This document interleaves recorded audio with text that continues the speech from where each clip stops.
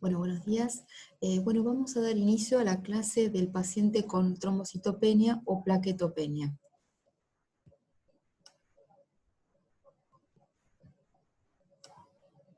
Los objetivos de la clase son reseñar la fisiología plaquetaria, reconocer los síndromes plaquetarios, congénitos versus adquiridos, cuanti versus cualitativos, analizar su reconocimiento en el laboratorio general y de hemostasia, analizar su diferencia con otros síndromes hemorragíparos y diagramar perspectivas diagnóstico-terapéuticas en general y analizar conclusiones.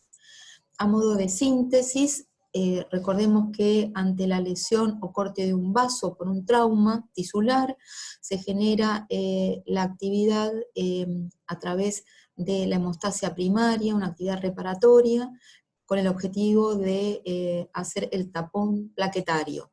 Hay una primera participación del compartimiento vascular, ¿sí? Del compartimiento celular a través de la vasoconstricción, y posteriormente aparece la actividad plaquetaria con la adhesión, activación y agregación, formando el tapón plaquetario. Todo ello gatilla la activación de la cascada de la coagulación o la hemostasia secundaria, los factores de la coagulación. De modo que agregación plaquetaria más fibrina resultante de la cascada de la coagulación forma el trombo. El trombo que va a inhibir, ¿sí?, la salida de sangre, esa lesión generada por la lesión del corte vascular, y una vez que ya se estabilizó ese trombo y se reparó el tejido, actúa la fibrinólisis. En este contexto podemos sintetizar que existe un compartimiento celular de endotelio y plaquetas y un compartimiento de proteínas plasmáticas que actúan más tardíamente, ¿sí?, que son las proteínas de la coagulación. Una vez que se generó el trombo, actúa la fibrinólisis para mantener la fluidez de la sangre. De modo que los trastornos de la hemostasia se van a vincular a trastornos en la cantidad de plaquetas, en la calidad de plaquetas o en la formación del coágulo, configurando los síndromes hemorragíparos. Cuando existe un trastorno plaquetario, las hemorragias van a ser de tipo mucocutáneos, es decir, van a sangrar las mucosas y va a haber manifestaciones en piel que nos van a orientar a que el sangrado es por las plaquetas, ¿sí? Por otro lado, cuando hay problemas de los factores de la coagulación, los sangrados van a ser profundos, pueden abarcar, sí, la piel, pero van a ser hacia la profundidad, inclusive abarcando el retroperitoneo o las serosas, dentro de ellas, por ejemplo, las serosas de las rodillas, la sinovial, que se ve frecuentemente esto en los pacientes afectados de hemofilia, déficit de factor 8 congénito, configurando la hemartrosis. En la figura superior izquierda vemos lesiones purpúricas o seritematoviolaceas del tamaño de la cabeza de un alfiler, ¿sí?, que están distribuidas en la planta del pie. En general, cuando caen las plaquetas, el inicio de la manifestación es a nivel de los lugares sometidos a mayor presión, donde hay mayor probabilidad de que haya ruptura vascular, en la dermis, que es donde tenemos mayor cantidad de vasos. En la figura superior derecha, ¿sí?, tenemos también un déficit plaquetario, pero ya de mucha mayor magnitud, es decir, una situación de amenaza vital, donde en general las ampollas hemorrágicas de la boca nos están expresando que hay menos de 5.000 plaquetas por milímetro cúbico, y esto amenaza un sangrado en el sistema nervioso central. Como verán en esa figura, hay palidez de piel, fíjense la uña, y mucocutánea. Probablemente este paciente sea portador de una leucemia. El hematoma, figura inferior izquierda, ¿sí?, vemos que va a acompañar a la equimosis superficial la profundidad que la detectaríamos palpando la rodilla, sin embargo tiene mayor diámetro que la contralateral. La hemartrosis, ¿sí?, es la presencia entonces de hemorragia en la sinovia, ¿sí?, y esto, bueno, nos habla las dos fotos de abajo, ¿sí? Nos están expresando profundidad, nos están expresando que los factores de la coagulación son los afectados. Hemostasia primaria, entonces, es vasoconstricción y participación de las plaquetas. Las plaquetas tienen 3 etapas: de adherencia, de liberación de gránulos y agregación plaquetaria. Cuando se produce la efracción vascular, se hace la exposición del colágeno del vaso, exponiendo el factor de von Willebrand. El factor de von Willebrand es una glicoproteína adherida al endotelio que va a ser la necesaria condición sine qua non para que las plaquetas se peguen al endotelio, a través de este factor de von Willebrand unido a un receptor plaquetario que es el 1B95. También hay otros factores que se adhieren al colágeno por sí mismo, receptores plaquetarios, glicoproteína 1A y 2A. El factor de von Willebrand es una glicoproteína que se expone con el endotelio denudado, que también circula por sangre, y en sangre se encarga de proteger al factor 8. De modo que el déficit congénito o adquirido de factor de von Willebrand se va a manifestar con problemas de la adhesión plaquetaria, es decir, en la formación del trombo, y con problemas en la coagulación, en virtud de que el factor 8 no va a estar protegido. Entonces vamos a tener un déficit del factor 8, según el fenotipo responsable, que ya lo vamos a ver en el déficit de von Willebrand. Entonces, la adhesión, la liberación de gránulos, es el próximo paso. Después que la plaqueta se adhirió al endotelio, se activa la liberación de los gránulos. Estos gránulos tienen diferentes proteínas y moléculas que se encargan de darle fortaleza a la plaqueta para que pueda adquirir el proceso de agregación plaquetaria. De allí que el ADP, ATP, calcio, serotonina, dentro de ellos son los más importantes. La agregación entonces se produce una vez que la liberación de gránulos le otorgó la fortaleza para el proceso de agregación. Este último va a generarse a través de la unión del fibrinógeno a los receptores plaquetarios 2B, 3A, que permiten la interacción de plaqueta con plaqueta. Uno de los estudios más importantes para evaluar la función plaquetaria es el recuento de plaquetas, es decir, primero la cantidad, porque saben que las plaquetas se pueden alterar en cantidad o calidad. Normalmente las plaquetas están en una concentración entre 300.000 y 400.000 por milímetro cúbico. Decimos como valores de aceptados como normales hasta 150.000 por milímetro cúbico. Para abajo y hacia arriba hasta 600.000 por milímetro cúbico, si bien ya es un valor considerado en el límite superior para un seguimiento de ese paciente que no evolucione a un síndrome mieloproliferativo. Entonces, hay 2 formas de catalogar a la cantidad de las plaquetas. El método automatizado, es decir, con las máquinas que tienen en el laboratorio central, ¿sí?, que falla, porque como no es un conteo manual, las plaquetas que están agrupadas o que son muy grandes son contabilizadas como una sola cuando están agrupadas, por ejemplo. Y esto hace que haya una pseudoplaquetopenia, es decir, plaquetas que son normales pero que están agrupadas y son contadas como en menor cantidad. Esto se llama pseudoplaquetopenia. El frotis, ¿sí?, es el segundo paso cuando sospechamos la pseudoplaquetopenia, que es un conteo manual.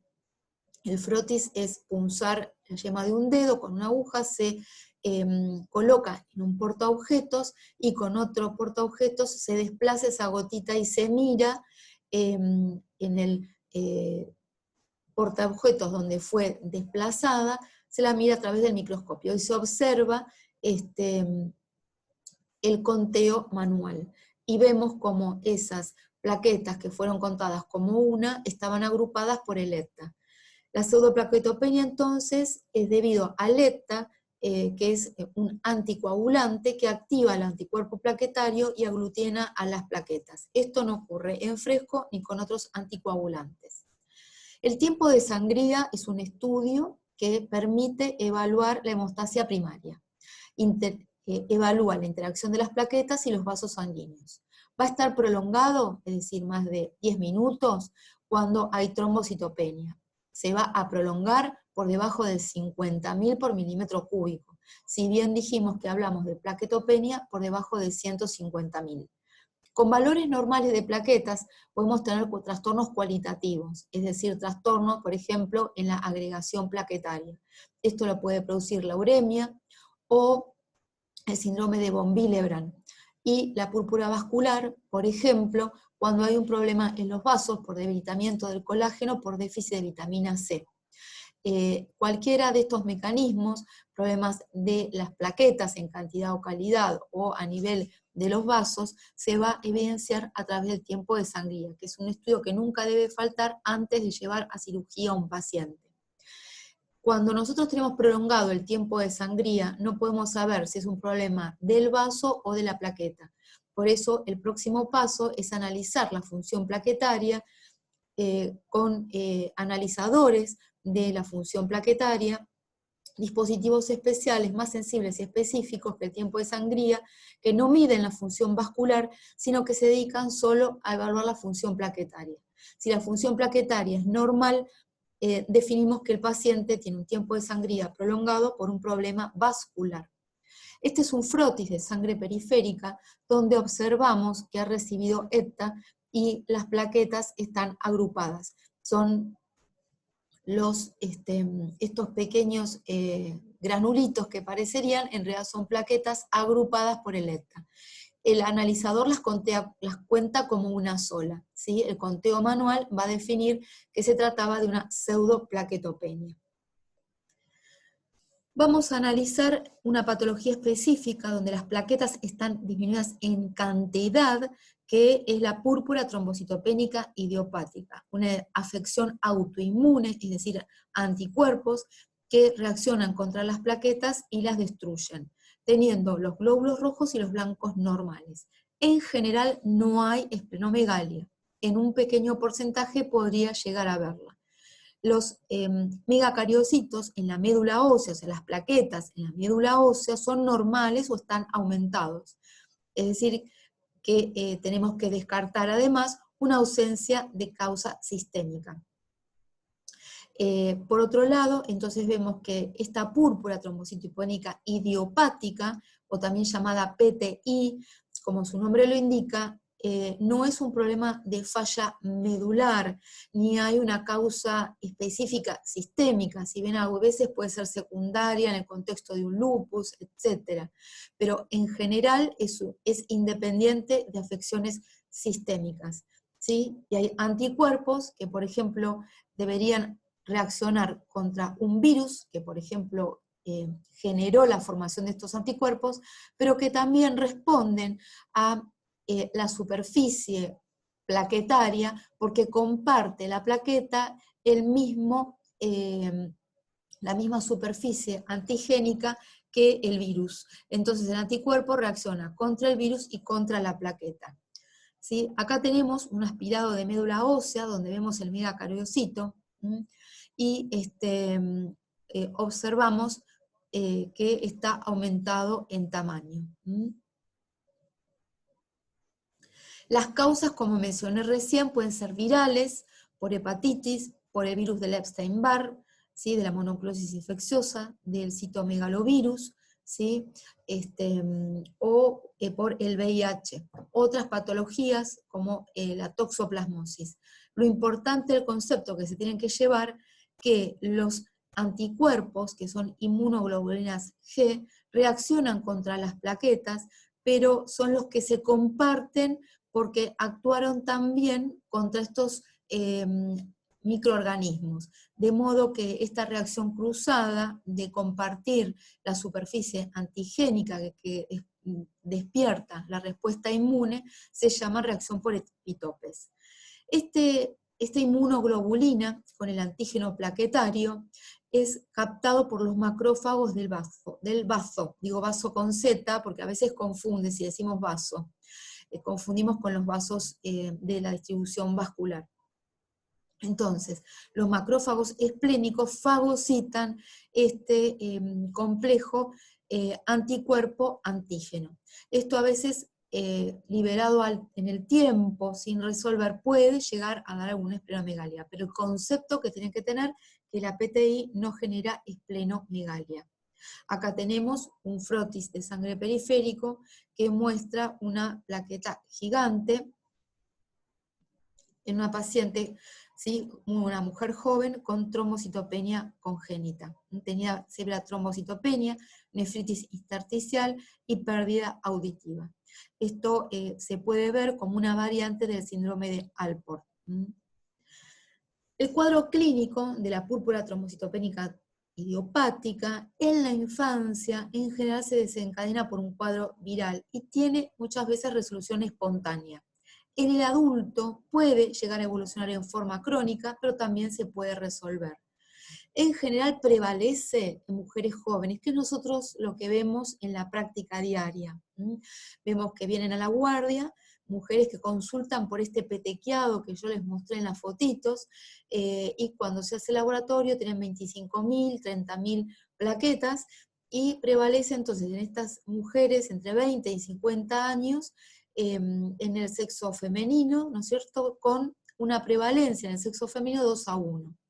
Como dijimos, siempre que hay un sangrado mucocutáneo, pensamos primero en plaquetas o vasos. En este caso hacemos referencia a las plaquetas, y recordemos que también en este tipo de contexto epidemiológico tienen resolución espontánea muchas veces, pero de cierta gravedad considerable al principio, cuando están muy plaquetopénicas, y hay que tomar conductas, dado que plaquetas no podemos pasarle de entrada, y el riesgo es mayor aún cuando hay riesgos de sangrados en el sistema nervioso central, porque si pasamos plaquetas se generan más anticuerpos y se destruyen por los anticuerpos, por el mecanismo que mencionamos, con lo cual hay que administrar primero corticoides para inhibir la respuesta inmunológica. En el laboratorio nos encontramos que el paciente, supongamos esta mujer de mediana edad, joven, que viene a la guardia por estas petequias en miembros inferiores, le hacemos un laboratorio y nos encontramos que tienen plaquetas bajas. Le hacemos un frotis donde tienen megaplaquetas, y en general no es necesario una médula ósea, pero si le hiciéramos un aspirado de médula ósea, que a veces es para descartar en realidad otras patologías, porque por sí misma no tiene indicación, vemos que la médula es normal y las plaquetas son grandes. Los glóbulos blancos son normales y los glóbulos rojos también son normales. A veces pueden estar disminuidos los glóbulos rojos por sangrados o hemólisis, ¿sí? Pero hay un grupo de pacientes donde también pueden tener anticuerpos contra los glóbulos rojos. Es un pequeño grupo de pacientes. Las pruebas de coagulación son normales, son normales. Les digo esto porque cuando uno tiene plaquetas bajas con QUIC y KPTT alterado, lo primero que tenemos que pensar es una coagulación intravascular diseminada, que ya en su momento haremos referencia. La médula ósea es normal y no hay esquistocitos en el frotis de sangre periférica. Esto es muy importante, que las pruebas de coagulación son normales y que no hay esquistocitos en el frotis de sangre periférica y que la médula ósea es normal. Los diagnósticos diferenciales son por la disminución de plaquetas de causa central, como una anemia plásica, la infiltración de la médula por células leucémicas que ocupan lugar a la hematopoiesis de las plaquetas, la mielodisplasia, que es una afección de la médula ósea, donde hay una alteración morfológica en el crecimiento de las 3 series que son anómalas, teniendo varios tipos. Dentro de ellas tenemos la anemia sideroblástica, la anemia con exceso de blastos. Esta última es una situación preleucémica y que se manifiesta la mielodisplasia también con tricitopenia y elementos que pueden ser anómalos, ¿no es cierto?, como agrandamiento de los glóbulos rojos, entre ellos, y que nos puede confundir de las plaquetas, que nos puede confundir con la mielodisplasia.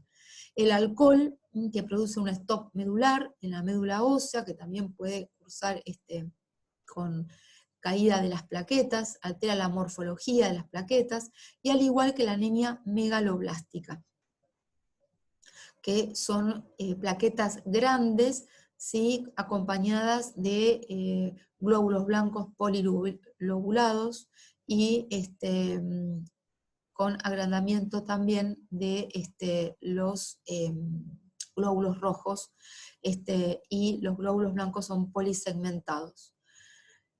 Hay causas de plaquetopenia, que puede ser de la serie plaquetopénica sola o tricitopenia, que una de las más prevalentes es el hiperesplenismo, pero es una plaquetopenia periférica, por atrapamiento de plaquetas en el vaso. Las microangiopatías trombóticas, ¿sí?, que dan una disminución de las plaquetas, la coagulación intravascular diseminada, que ya explicamos recién, la sepsis a través de las interleuquinas y el atrapamiento en el endotelio de las plaquetas, patologías como las colagenopatías, como el lupus, el linfoma, que también pueden generar por anticuerpos, destrucción de las plaquetas, en ambos, fármacos, ¿sí?, como la heparina, a veces cuando produce reacciones adversas la heparina, una de las manifestaciones es la plaquetopenia por heparina, y el paciente con VIH y síndrome antifosfolípido, ¿sí?, pueden tener plaquetopenia. De hecho, la plaquetopenia es un hallazgo que acompaña al síndrome antifosfolípido. Y en las cirugías de circulación extracorpórea, ¿sí?, se produce en la bomba que se utiliza para mantener al corazón latiendo, cuando hay una cirugía con circulación extracorpórea, tenemos como característica una degranulación plaquetaria y aparecen estas situaciones de caída de las plaquetas. En general el pronóstico es bueno, pero siempre hay que tener en cuenta que el paciente no esté con un sangrado muy significativo, porque menos de 5.000 es de riesgo de sangrado en el sistema nervioso central. El diagnóstico diferencial fundamental es con la púrpura trombocitopénica trombótica, es decir, se forman trombos plaquetarios, donde también tenemos caída de las plaquetas, hay una trombocitopenia, porque se consumen en la formación de esos trombos las plaquetas, y en los capilares donde se consumieron, se están formando esos trombos, los eritrocitos que por allí pasan se lisan. Por eso hay una anemia hemolítica, mecánica, microangiopática. Los eritrocitos que se lisan, que se rompen al pasar por un trombo, se llaman esquistocitos, son eritrocitos en forma de casco. Y hay aumento de la LDH eritrocitaria. El QUIC y el KPT son normales en general, y la característica de esta, a diferencia de la PTI, tiene fiebre, porque estos trombos lesionan el endotelio y activan interleuquinas, y dentro de ella a la interleuquina 6 responsable de la fiebre. Estos microtrombos pueden generar manifestaciones neurológicas en el cerebro y renales. Cuando solamente predominan las renales por microtrombos en los capilares renales, esto se llama síndrome urémico hemolítico. Entonces la diferencia de la PTT es que va a tener caída de plaquetas, igual que la autoinmune, pero microtrombos y lisis de los glóbulos rojos con aumento de la LDH, es decir, van a aparecer los esquistocitos, que son los eritrocitos rotos, que se van a evidenciar en el frotis de sangre periférica, además de la presencia de fiebre y trastornos neurológicos, desde encefalopatía, trastornos cognitivos, etcétera, por los microtrombos que puede llegar a haber. La láctico-deshidrogenasa también puede expresar isquemia neurológica, entonces también puede ser un marcador de lesión cerebral. Normalmente el factor de von Willebrand, una vez que se terminó todo el proceso del trombo plaquetario, para limpiar ese proceso de tromboplaquetario contribuyendo a la fibrinólisis, el von Willebrand es destruido por metaloproteasas.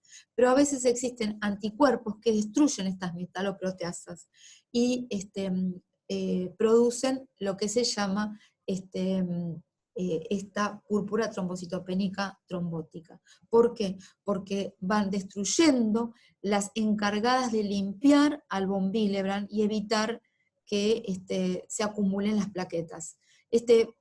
Anticuerpo, esta metaloproteasa se llama ADAM13, de modo que el ADAM13 va a estar disminuido en la PTT. Entonces, el anticuerpo contra las proteasas se llama ADAM13, perdón, el anticuerpo contra las proteasas, contra las metaloproteasas, sí, bien digo, se llama ADAM13, ¿sí? Va a destruir este anticuerpo al ADAM13. Y se van a acumular multímeros de von Willebrand, se va a producir aglutinación plaquetaria y la adhesión al endotelio.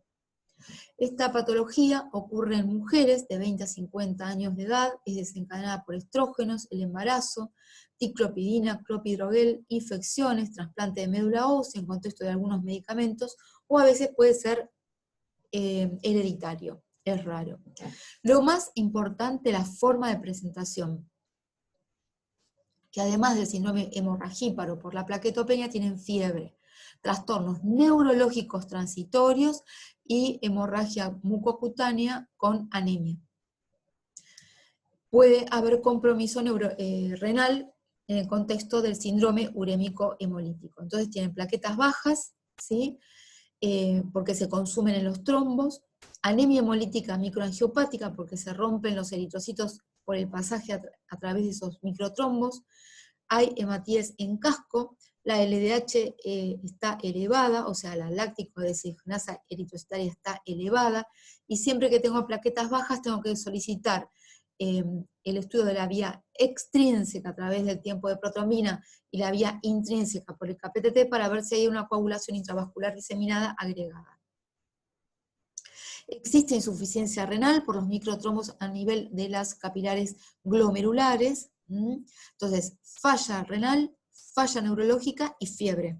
Y déficit de ADAM13, que es la metaloproteasa que destruye al von Willebrand. Estos son los eritrocitos en casco, y acá los vuelven a tener, eritrocitos en casco, ¿sí? Lisados después de pasar por un trombo, por ejemplo, un trombo de fibrina en el glomérulo renal.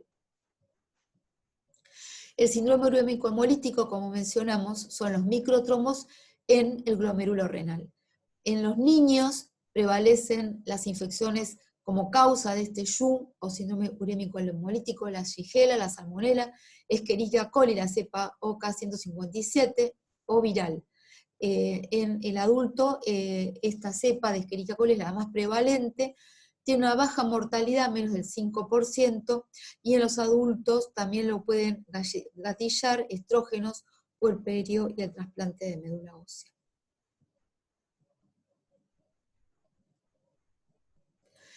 Bueno, fisiopatológicamente hay un factor aglutinante de plaquetas, ¿sí? Que es entonces este déficit del von de la limpieza del von Willebrand. Hay mucho von Willebrand, muchas plaquetas, se forman trombos. Se consumen las plaquetas en esos trombos, se forman cada vez más trombos, más trombos, más trombos, porque hay mucho von Willebrand para pegar a la plaqueta.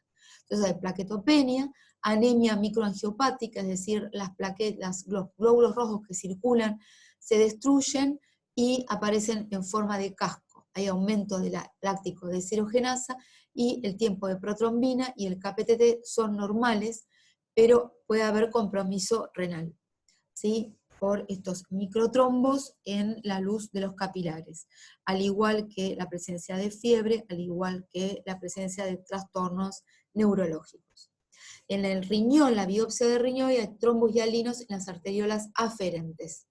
Evolutivamente en los niños va la resolución espontánea y al tratamiento conservador. En el adulto, en general hay que recurrir a la plasmaféresis, no siempre, ¿sí? A veces se combate con otros inmunosupresores o corticoides, pero no siempre van a la plasmaféresis. Tiene una mortalidad del 40% y la insuficiencia renal crónica en un 80%. Cualitativamente, las plaquetas pueden estar alteradas por trastornos congénitos, que son raros, y los más frecuentes son los AINES y el ácido acetilsalicílico y la uremia, ¿sí? Entonces, la hemostasia primaria, que es adherencia, liberación de gránulos y agregación plaquetaria, ¿sí? Se puede alterar en cualquier patología. La adhesión plaquetaria, ¿se acuerdan? Von Willebrand y glicoproteína 2B9. La liberación de gránulos, ¿se acuerdan que teníamos que la membrana plaquetaria, la fosfolipasa A2, libera ácido araquidónico, que en presencia de ciclooxigenasa forma el tromboxano. Y así se configura la activación plaquetaria. ¿Sí? Seguidamente de la activación plaquetaria tenemos la agregación plaquetaria. La agregación plaquetaria, como ya lo habíamos explicado al principio, interacciona cada plaqueta con el fibrinógeno a través de la glicoproteína 2B3A. Los trastornos de la adhesión, después ya lo vamos a ver con detalle si llegamos a tener tiempo en los prácticos. Los trastornos de la adhesión, tenemos la enfermedad de von Willebrand y la enfermedad de Bernard-Soulier. Y los trastornos de la agregación como la enfermedad de Glassman. Adhesión, von Willebrand, Bernard-Soulier, agregación, enfermedad de Glassman o afibrinogenemia, y también trastornos de la liberación de los gránulos. La enfermedad de von Willebrand se caracteriza porque tiene un recuento plaquetario normal, prolongación del tiempo de sangría y antecedentes familiares, trastornos, en este caso, por ejemplo, el trastorno autosómico dominante. A veces hay disminución del factor 8, ¿sí? Porque habíamos dicho que el von Willebrand cubría al factor 8, no en todos los fenotipos.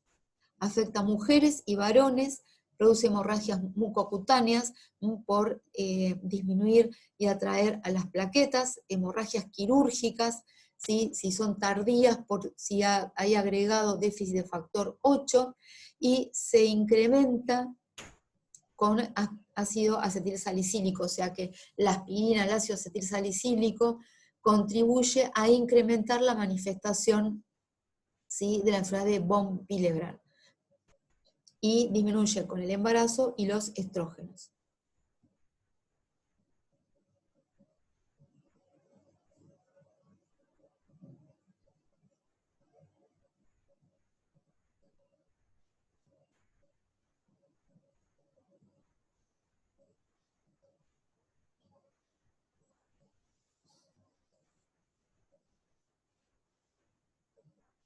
Bien, en el laboratorio vamos a tener un recuento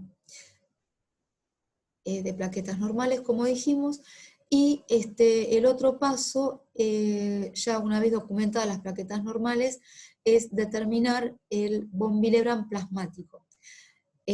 Hay una prueba que se hace, la actividad de la ristocetina, que de ser positiva nos habla de la enfermedad de von Willebrand, y también se puede medir directamente la concentración del factor 8 en circulación. La variante tipo 1 es una alteración cuantitativa, la tipo 2 es una alteración cualitativa del von Willebrand, y la tipo 3 está ausente y es la más grave de todas. Entonces, acá tenemos los ejemplos de cada una de las patologías. Si yo tengo un desorden vascular, una debilidad vascular, por ejemplo, un desorden del colágeno, en el caso de una enfermedad de Cushing, voy a tener prolongado el tiempo de sangría y el resto de los estudios van a ser normales. Si yo tengo que el paciente tiene caída de las plaquetas, por ejemplo, tiene una PTI, la sangría va a estar prolongada y el recuento plaquetario va a estar bajo. El resto normal.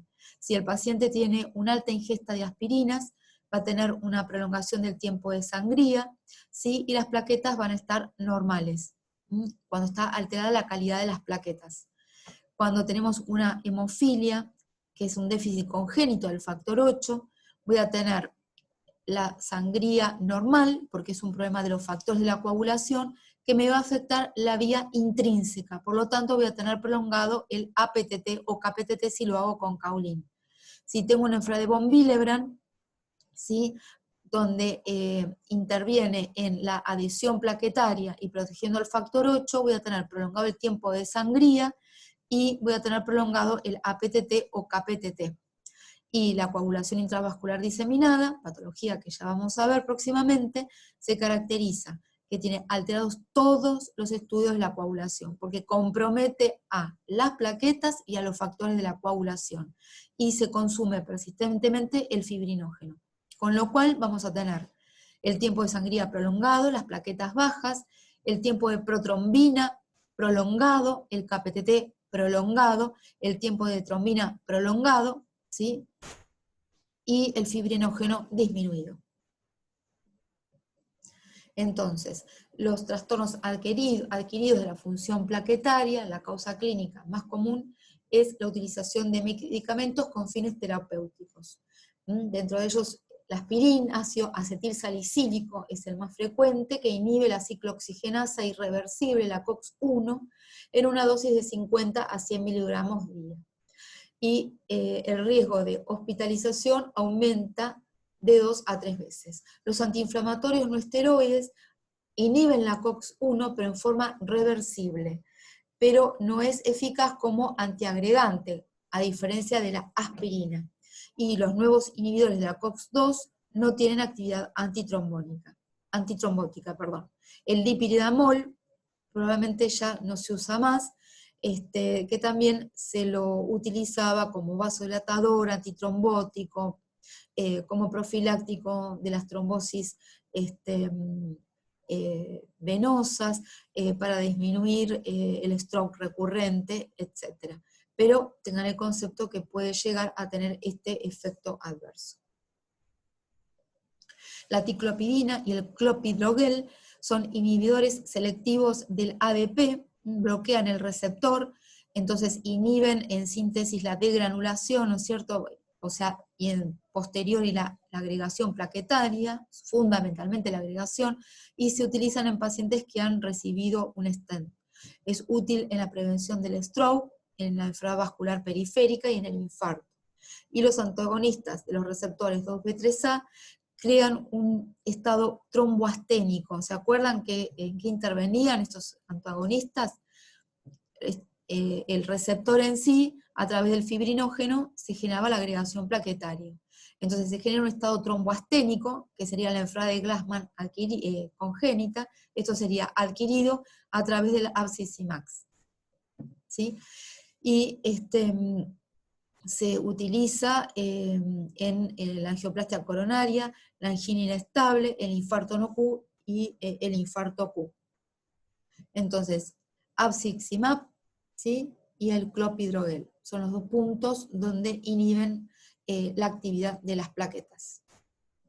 Y los trastornos de la función adquiridos pueden ser las hepatopatías agudas y crónicas, la uremia, el bypass cardiovascular, cardiopulmonar, las disproteinemias y los síndromes mieloproliferativos. Las vasculares, las plaquetas están normales, ¿sí?, y los podemos ver, por ejemplo, en los pacientes que tienen un mieloma, donde hay muchas proteínas que van a después generar amiloidosis. Y este amiloide se deposita en los vasos y facilita la fragilidad y la ruptura vascular. El escorbuto, a través del déficit de vitamina C, debilita el colágeno de los vasos, al igual que en el Cushing está alterada, lo mismo que en la púrpura corticoidea, por corticoides exógenos se altera la formación del colágeno de los vasos y se produce la ruptura vascular. De esta misma manera, la debilidad del colágeno en patologías congénitas, como Marfan, Ehlers-Danlos, pseudosantoma elástico, y en la púrpura senil, que se va debilitando y deteriorando la pared vascular por la senilidad del tejido, ¿sí? Va incrementando el tejido fibroso y va disminuyendo el tejido colágeno. Y la púrpura no trombocitopénica, ¿sí?, hay una palpable, que es la vasculitis, que es la inflamación de los pequeños vasos. La inflamación de los pequeños vasos puede ser un fenómeno primario o secundario, El secundario puede ser secundario a fenómenos de hipersensibilidad o a patologías sistémicas, como por ejemplo el lupus eritematoso. ¿Sí? Las de hipersensibilidad, alergias a drogas, ¿sí? O las primarias, que son las vasculitis ANCA positivos, que en general hay compromiso también del pulmón, configurando el síndrome pulmón-riñón, cuando ese capilar debilitado por la inflamación en el pulmón se rompe, genera una hemorragia alveolar y en el riñón la vasculitis presente forma un síndrome pulmón-riñón. De la mano con esto, y homologable a esta situación fisiopatológica, está el vaso de la dermis, del capilar, inflamado, rodeado de linfocitos. Por eso es una petequia, pero cuando la palpamos no es plana, es rugosa. Eso se llama vasculitis. Púrpura vasculítica. Si yo palpo esa petequia, es rugosa. Si yo palpo la figura A, son máculas, son petequias, son planas, no desaparecen a la vitropresión. Ampollas hemorrágicas en la boca, menos de 5.000 plaquetas, probablemente leucemia. Amenaza de sangrado en el sistema nervioso. Púrpura senil, púrpura corticoidea, púrpura por mieloma, púrpura por escorbuto. Como conclusiones, los trastornos en el compartimiento celular se manifiestan con púrpura, los trastornos en la cantidad y o calidad de las plaquetas generan sangrados mucocutáneos, son inmediatos a la injuria. Ante una plaquetopenia con megaplaquetas, pensar en PTI con glóbulos blancos y plaquetas normales. Debemos interrogar siempre sobre fármacos e infecciones en la PTI. Y ante una plaquetopenia con anemia hemolítica microangiopática, pensar en la PTT o púrpura trombocitopénica trombótica. Si hay solo compromiso renal, es un SHU, síndrome urémico hemolítico.